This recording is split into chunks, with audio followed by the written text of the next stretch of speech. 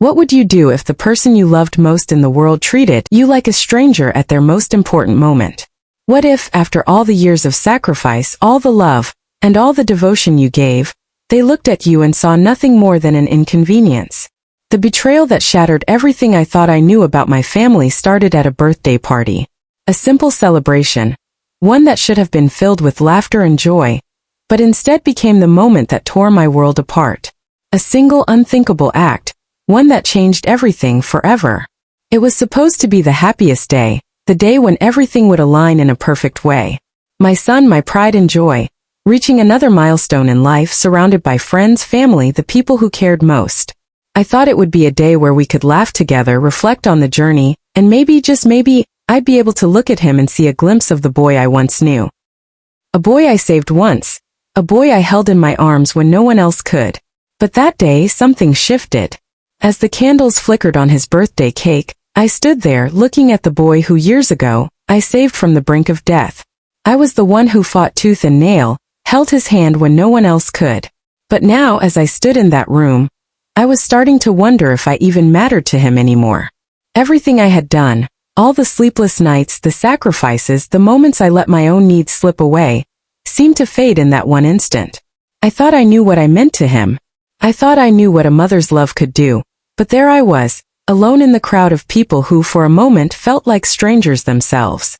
But it wasn't until he spoke, until those words escaped his lips, that I realized the extent of the distance that had grown between us. I couldn't believe it. It felt like the floor had been ripped from beneath me, and the world that moment became nothing more than a blur. In that instant, the past few years of my life, the love I poured into him, the moments I gave everything I had all been reduced to a single heart-wrenching sentence. My own son introduced me, not as his mother, not as the woman who had given him life, but as something far less. In front of everyone, at his birthday party, I was introduced as his househelp. The shock, the disbelief, the pain, it all hit me at once. The room fell silent. The eyes of the guests turned from the cake to me, each one of them witnessing my humiliation, my heartbreak. The room seemed to stretch, each second stretching into infinity, as I stood there, trying to piece together what had just happened. The boy I had fought for, the boy I had saved, he had just cast me aside. He didn't look at me with the love I had given him all these years. No, in that moment he didn't even see me as his mother. He saw me as nothing more than someone beneath him, a mere servant to be dismissed when he no longer needed me. It was in that single moment, that heart-wrenching silence, that everything changed. What was supposed to be a celebration, a simple birthday party, became the moment that cracked open the facade of my family's perfect image. And the truth, the one I had been blind to for so long, stared me in the face. I wasn't his mother anymore. I was nothing. How had it come to this? How had my love and sacrifice, the life I gave for him, turned into this cold, distant betrayal? And as the weight of it settled in, I knew I couldn't let it slide. Something had to be said, something had to be done. And what I did next? Well, it was a toast that left the entire room silent. But it wasn't the kind of toast anyone was expecting. And in the silence that followed, I knew my life was never going to be the same again. I'm Sarah, a mother, a woman who, like so many others, believed in the sanctity of family. I spent my life pouring everything I had into those I loved, sacrificing my time, my energy, and my own needs, all to make sure they felt cared for, seen, and heard. I believed in loyalty. I believed in sacrifice. And above all, I believed in love. I used to think that love was enough. That if you loved someone with everything inside you, if you gave your all, they would do the same for you in return. That no matter the distance, no matter the difficulty, family would always have each other's backs. I thought I understood what it meant to be a mother. The sleepless nights, the endless worry, the moments of joy when you saw your child smile for the first time. The feeling that no matter how hard life got, you were there, and they were yours. But that was before his birthday party. Before I realized just how wrong I had been about everything. For years I dedicated myself to my son. I put his needs ahead of mine, never questioning the sacrifices I made because I thought it was what I was supposed to do. I worked hard, sometimes juggling 2 jobs just to make sure he had the best life I could give him. I missed out on moments of peace, of rest, of time for myself, because all I cared about was making sure he had everything he needed. The world outside felt chaotic and unforgiving, but within our home, I believed we were safe. We had each other, and that was enough. But there were whispers. I tried to ignore them at first. Small comments, casual remarks that I thought meant nothing. But over time I couldn't escape them. I began to notice the distance, the subtle shifts in his attitude, the way he'd look at me sometimes like he didn't recognize me, like I was a stranger in my own home. The moments when he'd walk past me without a word, his face locked in a cold indifference. My son, the boy I raised with all my love, was becoming someone else, and I didn't know how to stop it. It was like watching someone you loved slip away, and no matter how hard you tried to reach them, they kept moving further and further out of reach. It wasn't the rebellious teenager phase, the kind of distance you expect as they grow. No, this felt deeper, more calculated. He wasn't just distancing himself from me, he was pushing me away, and I didn't know why. I didn't know how I had failed him, or what had changed. I questioned myself endlessly. Was I too controlling? Had I been too overbearing in my attempts to protect him? Or was it something else? Was it something I didn't see? But the harder I tried to understand, the more distant he became. And each day that distance felt like a wound that grew deeper, until the pain was unbearable. But I still held on. I told myself it was just a phase, that we would get through it. After all, we had been through so much together. We had weathered storms that would have torn other families apart, and yet we had always come out the other side stronger. I had saved his life once when no one else could. I had fought for him when he was too young to fight for himself, and because of that, I thought we had an unbreakable bond.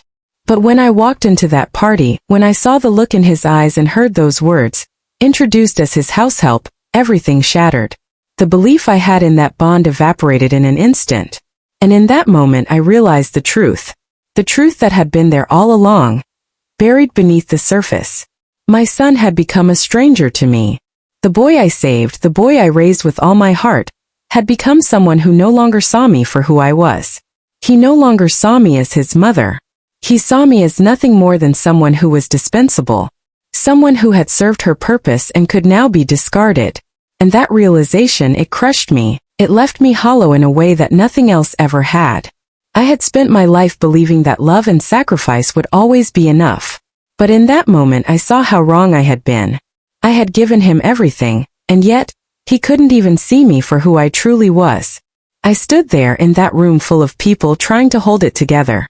The pain was overwhelming, but I refused to let anyone see it.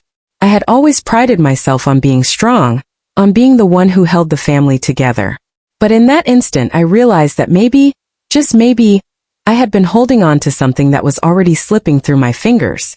The whispers, the doubts, the fears, they had all been there, building quietly in the background. But now they were impossible to ignore. I had spent so much time pretending that everything was fine, pretending that the love I had given was enough, that I hadn't seen the cracks forming beneath the surface. And now it was all coming to light, but no matter how much it hurt, I couldn't look away. I couldn't ignore it anymore. I had to face the truth, even if it meant facing the painful reality that the son I had saved, the son I had loved, had grown into someone who no longer needed me. And maybe he never had. And in that moment, as I stood there trying to keep my composure, I made a decision. It wasn't the decision I wanted to make. It wasn't the easy choice. But it was the only choice I had left. I would not let this betrayal define me. I would not let it destroy me. If my son had decided to turn his back on me, then I would find my own way. I would heal and I would move forward. Because I was still here. And I was still strong. But what came next? No one could have predicted. The moment I stood up, the moment I made that toast, everything changed. And the silence that followed? That was just the beginning. It was supposed to be a day of celebration. My son's birthday, a milestone, a moment to reflect on everything we had been through together. I had looked forward to it for weeks, where I envisioned the perfect gathering. I thought it would be the kind of day where everything aligned, where we could celebrate the bond we shared as a family. I believed it would be the kind of day that proved that despite everything, we were still connected. That everything I had given, all the sacrifices I had made, had somehow meant something. But something felt off. A quiet unease that settled in my chest the moment I stepped through the door. And as the hours ticked by, that unease grew into a heaviness I couldn't shake. I tried to ignore it, tried to convince myself that I was just overthinking it. After all, this was my son's birthday. I should be focused on celebrating him, on seeing him surrounded by people who loved him. It should have been about his joy, his happiness. But the knot in my stomach refused to loosen. I kept telling myself that I was being foolish, that everything would be fine once the party started, once everyone was gathered, laughing and enjoying themselves. But that nagging feeling wouldn't go away. For years I had been there for my son. Through the late-night tears, the struggles, the tough decisions, and the even tougher moments. I was the one who stayed up with him when he was sick, the one who picked him up when he fell, the one who showed up no matter what. I had always believed that's what mothers did. That's what family did. We showed up. We fought for each other. We loved each other, no matter the cost. But as the years went on, I started noticing something different in my son. At first, it was subtle. A change in his tone when we spoke, a coldness in his eyes that hadn't been there before. He was growing older, of course, and I knew that meant he would pull away, that I wouldn't always be the center of his world. But this was different. This wasn't just the usual growing pains. This was something deeper. He started to distance himself in ways that felt more intentional. He wasn't the same boy who used to run to me for comfort. The boy who used to tell me everything. Slowly, those moments of connection faded, replaced with awkward silences and empty glances. I tried to talk to him, tried to bridge the gap that seemed to widen with every passing day, but it was like speaking to a wall. The more I reached out, the further he pulled away. I thought it was just a phase. Teenagers, I told myself. They go through this. It was normal, wasn't it? But in my heart I knew something was wrong. And as the years went on, I could no longer pretend that things hadn't changed. My son, my flesh and blood, had become a stranger to me in so many ways. And that hurt more than I cared to admit. Then came the day of the party. His birthday. It had been planned for weeks, and I had put so much into making sure everything was perfect. There was a part of me that thought if I did everything just right, if I made sure everything was flawless, maybe we could recapture the closeness we once had. Maybe, just maybe, I could bridge the chasm that had formed between us. But when I walked into the room, it was like the air changed. Something felt off, like the calm before a storm. I saw the smiles, the laughter, the happy faces of friends and family, and yet, there was an emptiness beneath it all. It was as though everyone was playing their part in a scene that had been rehearsed, but nobody truly believed in the script. And that's when I saw him. My son. He was standing in the middle of the room, greeting his friends, shaking hands, laughing with the guests. He looked different. There was a hardness in his eyes that I hadn't seen before, a coldness that made me shiver. But it wasn't just his eyes. It was the way he spoke to me when I approached him. His greeting was distant, almost formal, like he wasn't seeing me as his mother. But still I held on. I told myself it was just nerves, that he was distracted by the party, by the crowd. He had always been sensitive about these big events. It was nothing, I thought. Then came the moment that shattered everything. As the party continued, the conversation flowed, the laughter echoed, but nothing felt right. It felt like I was standing on the outside of something, like I wasn't truly part of it anymore. And when my son called for everyone's attention, when he stood up to thank everyone for coming, I still didn't realize just how much things had changed. I was standing there, hoping for a moment of connection, hoping for something that would reaffirm that we still had a bond. But then he spoke. He introduced me, his mother, to the room, but not in the way I expected. He didn't say, "This is my mother." He didn't say, "This is the woman who gave me life." No, he didn't say anything like that at all. Instead he said, "And here is my house help." The room fell silent. The sound of laughter, of chatter, all of it vanished in an instant. The words hung in the air, a weight I couldn't shake off. His words weren't just a careless mistake, they were deliberate. They were the culmination of years of hurt, of distance, of a growing divide between us. And in that moment, I knew that the child I had given everything for had just taken the one thing that I thought could never be taken from me. My dignity. I stood there frozen. The world seemed to tilt around me, and for a moment, I thought I might collapse right there in front of everyone. My son, my flesh and blood, had just humiliated me in front of all these people. He had reduced me to nothing more than a servant in his eyes, someone beneath him, unworthy of love or respect. And in that moment I realized just how far apart we had truly become. I thought I had prepared myself for anything, but this was something I could never have anticipated. The betrayal stung, not just because of the words he said, but because of the look in his eyes, the complete and utter lack of remorse, the coldness that pierced through me. He didn't care. He didn't care about me, about what I had done for him, about the love I had given. I was nothing. I wanted to run. I wanted to leave the room, to escape the humiliation, to escape the pain.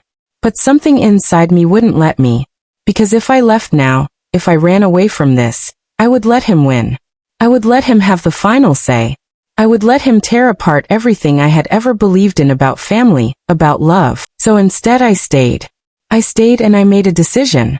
A decision that would change everything. The room went silent. Every eye in the room turned to me, and the weight of their stares was unbearable. It was like the air had been sucked out of the room. My heart sank into my chest, and for a brief moment I couldn't breathe. I stood there frozen, staring at my son as he casually looked around the room, oblivious to the bomb he had just dropped. It wasn't just the sting of his words. It was the way he looked at me, the way he didn't even blink when he spoke those words. Here is my househelp. How could my son do this to me? How could he stand there in front of everyone we knew, and treat me like I was nothing? Like I had no value, no place in his life anymore? My mind raced, trying to make sense of it. Trying to piece together how we had gotten here. How we had gone from the closeness we once shared to this public humiliation. But then it hit me. The truth that had been there all along, hidden just beneath the surface, suddenly came rushing forward. This wasn't just about that party. This wasn't some isolated incident, some misstep he would apologize for and move on from. No, this was something far bigger, something that had been slowly and quietly building over the years. A pattern of neglect. A pattern of emotional distance that I had been blind to for so long. The signs had always been there. Little moments I chose to ignore because I didn't want to believe what they meant. The late-night phone calls he took in another room, his refusal to talk about his life, his growing frustration with me when I asked simple questions about how his day had gone. At first I thought it was just a phase, a teenager pushing boundaries, seeking independence. But this was something different. This was a slow unraveling of the bond we once had.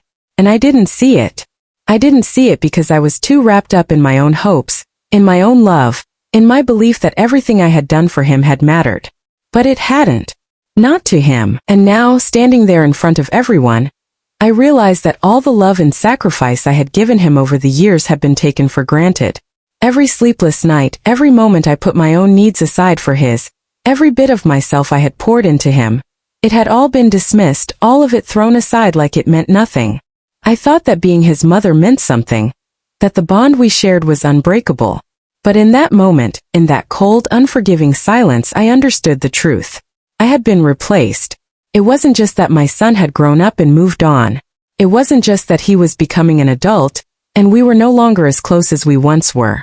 No, it was that I had been erased from his life, and someone else had taken my place. In the days that followed, I couldn't escape the feeling that something had shifted forever. That moment at the party wasn't just a one-off, an embarrassing misstep. It was the manifestation of a deep, unspoken resentment that had been festering for years. And as the weeks passed, I couldn't stop replaying everything in my mind, every conversation we had ever had, every moment where I thought I had truly understood my son, only to realize now that I had missed the signs. That I had been blind to what he was really feeling. I remembered the times when he used to come to me for advice, for comfort, when he would sit with me on the porch, telling me about his day, about his fears, about his hopes. Those moments felt so long ago now, like they belonged to someone else, someone I used to know. And I realized with a sickening jolt that somewhere along the way, he had stopped coming to me. He had stopped seeing me. I was no longer his safe space. I was no longer his rock. And I had been replaced by something, or someone else. It was during one of those sleepless nights, when I couldn't stop turning the thoughts over in my mind, that I finally understood what had happened. My son had found someone else. Not a person, but an idea, a belief, a new way of seeing the world. It wasn't me anymore. The love I had poured into him had been replaced by something colder, something more distant. I had become a figure from his past, someone to be tolerated perhaps, but not someone he needed. It hurt in ways I couldn't even begin to explain. I wasn't just hurt by what he had said at the party, by the public humiliation. I was hurt because I realized that I had spent all these years thinking I was giving him everything, when in fact, I had been giving him nothing he truly wanted. He didn't need me the way I needed him. He didn't need me to be his constant, his anchor. I wasn't even the woman he thought I was anymore. I had been reduced to a shadow in his life, a character in a story he had outgrown. And that realization, those words, "Househelp," were the final blow. They weren't just a cruel insult. They were a revelation.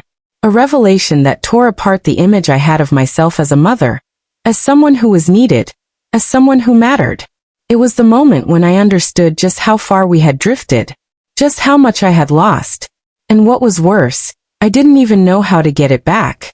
I didn't even know if I could. But despite the hurt, despite the overwhelming sense of betrayal, I refused to let it break me. I refused to let it destroy me. I wasn't going to let my son's actions, his indifference, define me. I couldn't, because if I did, then I would have truly lost everything. So I stood tall in that moment, with all the pain and the tears welling up inside me, and I made a choice.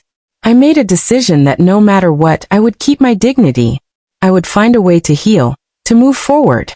I would not let his betrayal be my end. But how could I move forward from something like this? How could I find my way back to the woman I once was, the woman who had fought so hard to build this family? How could I reconcile the love I still felt for him with the hate I now felt for the way he had treated me? The twist, the truth that had been building all along, was that I had been invisible to him. And now, the world around me was about to change in ways I couldn't even begin to predict. But in that moment I realized that I had a choice. I could let this tear me apart, or I could rise from it stronger than ever. But that would require me to confront the truth about myself, my son, and the choices we had both made over the years. The silence that followed his words, the ones that had stung me so deeply, felt like an eternity. The room was still, frozen in that moment, and I could feel the weight of it all pressing down on my chest, suffocating me. My body trembled, not just from the shock of the betrayal, but from something deeper, something much more painful. The realization that the child I had given everything for, the one I had fought for, had just shattered my heart with a single sentence. I wanted to run. I wanted to leave that party, leave that room, leave everything behind, to escape the coldness in my son's eyes, the indifference that had replaced the warmth I once knew. But I couldn't. I wouldn't. Something inside me refused to walk away in silence. I couldn't let him think that this was okay. I couldn't let him believe that his actions, his cruelty, could go unchecked. I couldn't hold it in any longer. The words burned inside me, desperate to be spoken, to confront the truth. The truth of what had happened. The truth of how I had been treated. Slowly I stood up from my seat, my hands shaking, my legs unsteady. But I wasn't going to let fear or shame keep me seated any longer. I was done being silent. I was done pretending that everything was fine. I looked at my son. His face was blank, like he hadn't just ripped my heart out in front of everyone we knew. His eyes didn't hold warmth, no hint of regret. They were cold, distant. A stranger stood before me, not the boy I had raised. And in that moment the pain surged through me like a tidal wave. I couldn't stop the words from coming. The emotion was too raw, too overwhelming. And I let it out, my voice trembling but firm. "How could you?" I asked him. My voice cracked, but I didn't care. "After everything I've done for you, after all the years of sacrifice, of love, how could you look at me like this? How could you do this to me? How could you humiliate me in front of everyone?" The words came rushing out, each one like a dagger, sharp and biting. I could feel the anger rising within me, but I also felt something else, something that scared me more than anything. I felt the hurt, the betrayal, the deep, aching sadness that threatened to swallow me whole. And I couldn't stop it. I couldn't hold back the tears that welled up in my eyes. My son didn't respond at first. He just stood there, his face a mask of indifference. The room watched, waiting for something, anything. But I knew in that moment that I wasn't going to get an apology. I wasn't going to get the reconciliation I had hoped for. He wasn't going to tell me he was sorry, or that he had made a mistake. No. His eyes were cold, calculating even.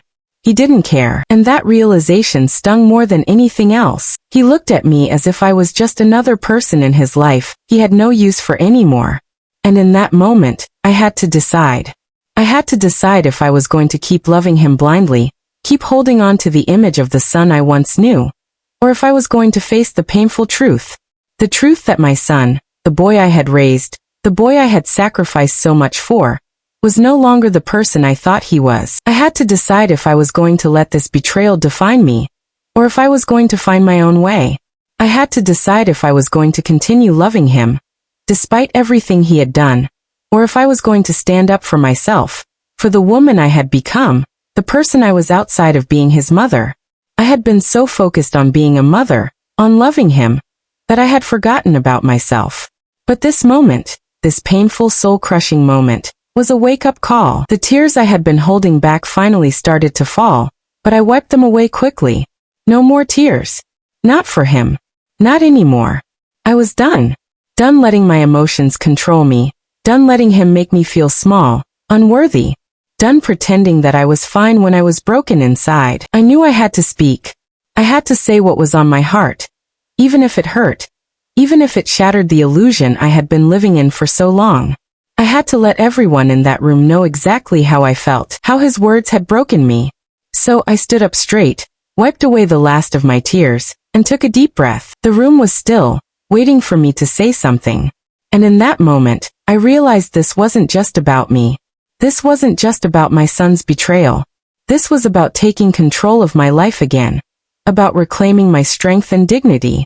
This was about the woman I had become. And in that moment, I knew what I had to say. So I raised my glass. It wasn't much, but it was enough. And I said with all the strength I could muster, "Here's to family and the scars we carry." The words were simple, but they cut deep. They weren't just a toast, they were a declaration. A declaration that I had been through hell and back, that I had given everything I had to this family, and yet I still stood. A declaration that no matter how much I had been hurt, no matter how much I had been broken, I was still here. And I wasn't going anywhere. The room went completely silent. No one moved, no one spoke. It was as if time had stopped. The weight of my words hung in the air, thick and heavy. And in that moment I knew I had made my point.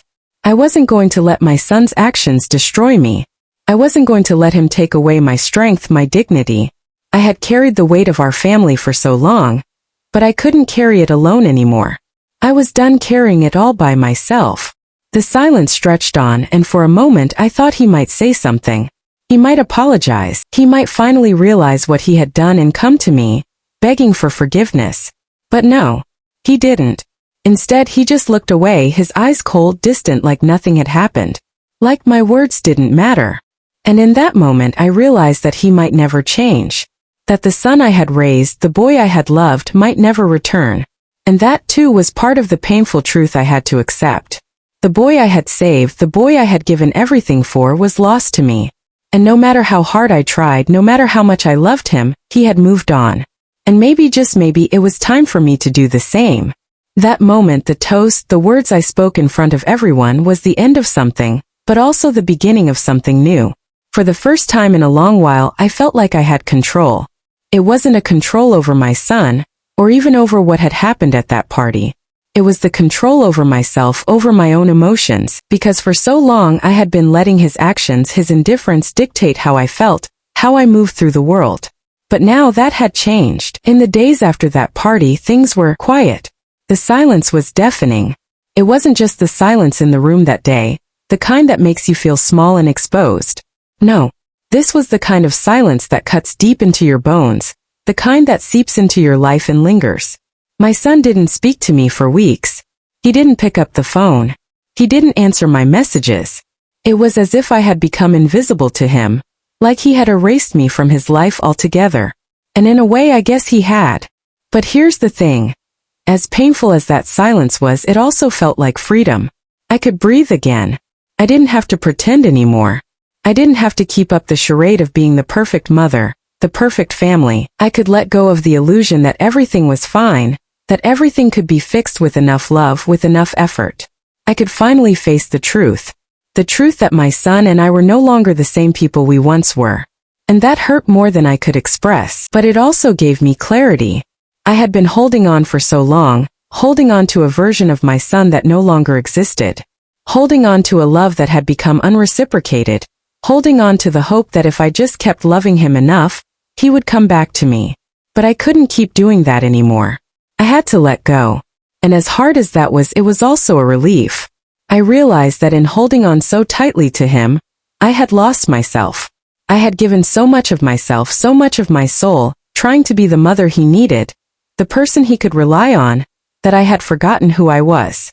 I had to confront not just my son's betrayal, but my own insecurities. I had given too much without expecting anything in return, and in the end I had lost myself.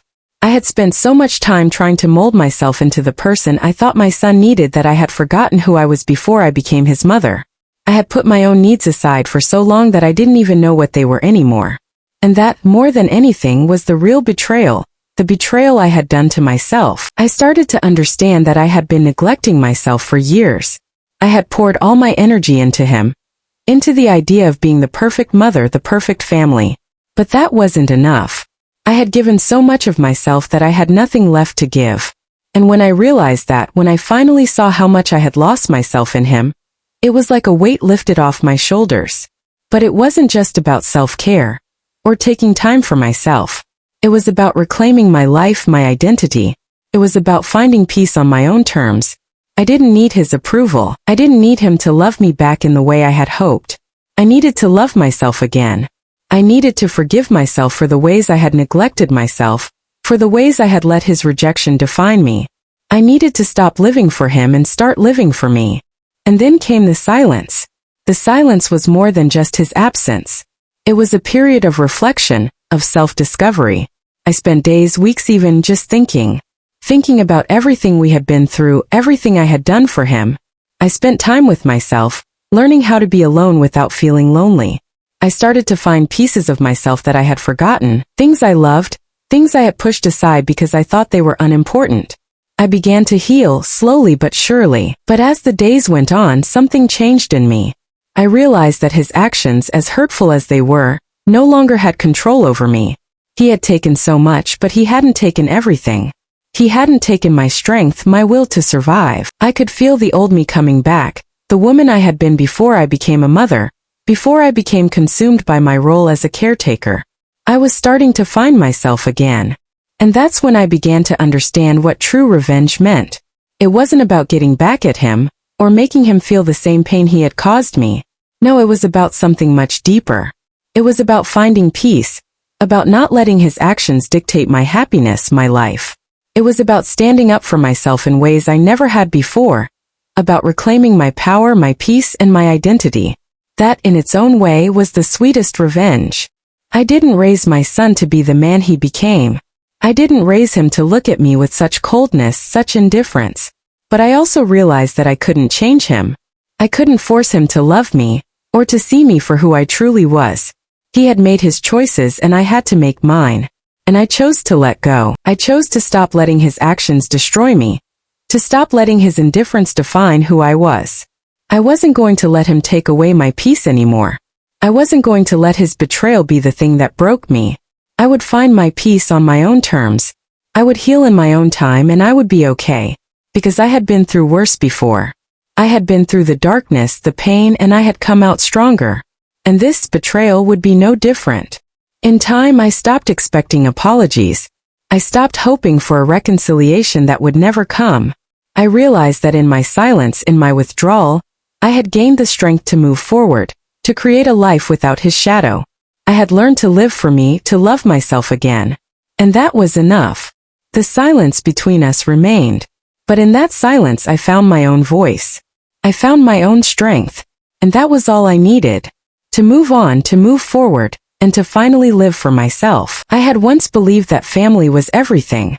That loyalty, love, and sacrifice were the foundations that held us together. And maybe they were. But I had also learned that sometimes, letting go is the only way to heal.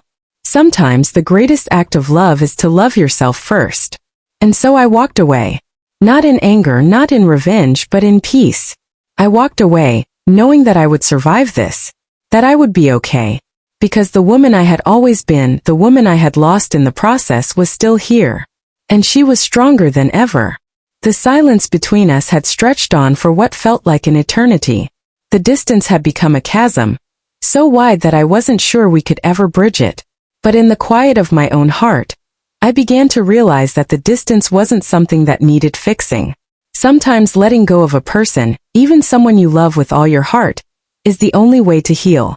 The silence wasn't just between me and my son, it was a silence I needed to find peace within myself. It was a silence that gave me space to breathe again, to reclaim the parts of me I had forgotten along the way. And here we are now. The story has unfolded, the pain has been felt, and the lessons have been learned. But what about you?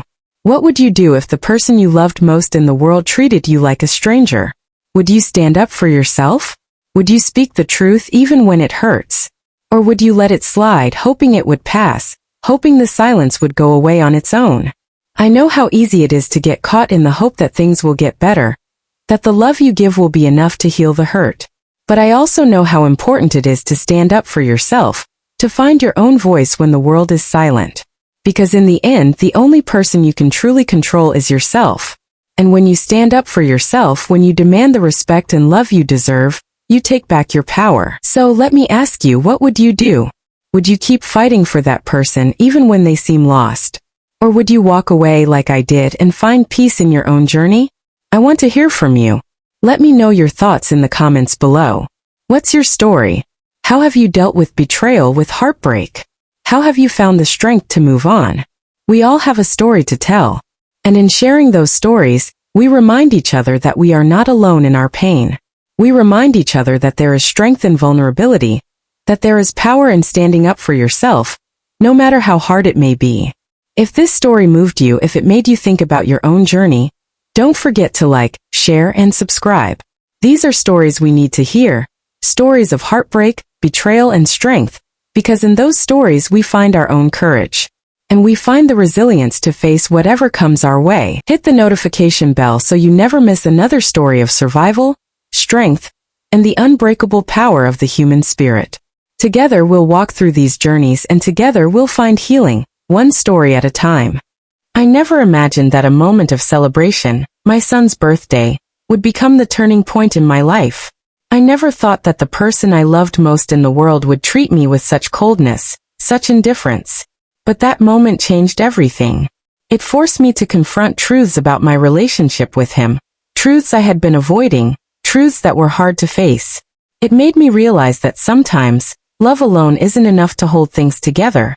Sometimes we have to let go, even of the people we love most, in order to save ourselves. The betrayal I felt was raw. It was a shock to the system, a wound that cut deep. But as the days passed, I came to understand that while I couldn't change what had happened, I could change how I responded. I could choose to let that hurt define me, or I could rise above it, take my power back, and heal. And I chose healing. In letting go, I found freedom. Freedom from the chains of guilt, freedom from the need to keep trying to fix something that had already broken. I realized that I had been giving so much of myself to someone who didn't even see me anymore. I had lost myself in the process, and I had to rediscover who I was without the weight of that betrayal. I had to find peace within myself, regardless of what my son chose. It's never easy. I can't pretend it didn't hurt. I can't pretend that letting go of my son, of the relationship we once had, didn't feel like a piece of me was being torn away. But in those moments of pain, I found strength I didn't know I had. I found resilience. I found the courage to stand tall, to keep moving forward, even when the road ahead seemed uncertain. And that's what I want you to take away from this. Life is unpredictable. It will throw things your way you never thought you could handle, and sometimes the people you trust the most, the ones you've given everything for, will betray you in ways you never imagined. But in those moments you discover who you truly are. You discover your strength. You find the power within yourself to heal, to move forward, and to take back control of your life. So no matter where you are right now, no matter what you're going through, remember this. You are stronger than you think. You can survive the hardest of times, the deepest of hurts. And even though it may not seem like it now, one day you'll look back and realize how far you've come. You'll see that, despite the heartbreak, despite the betrayal, you made it. You moved forward. And that, in itself, is a victory. Thank you for joining me on this journey. Thank you for allowing me to share my story with you. And if you've been through something similar, if you felt the sting of betrayal, the weight of rejection, I want you to know that you are not alone. We all have our battles, our struggles, and our scars. But we also have the strength to heal and to rise again. And together we'll keep moving forward one step at a time. Remember, life isn't about what happens to us. It's about how we respond, how we rise, how we rebuild, how we find the strength to keep going when everything seems lost. And that strength is within you. Always. Until next time, keep moving forward. Keep finding your strength. And remember, you are never alone.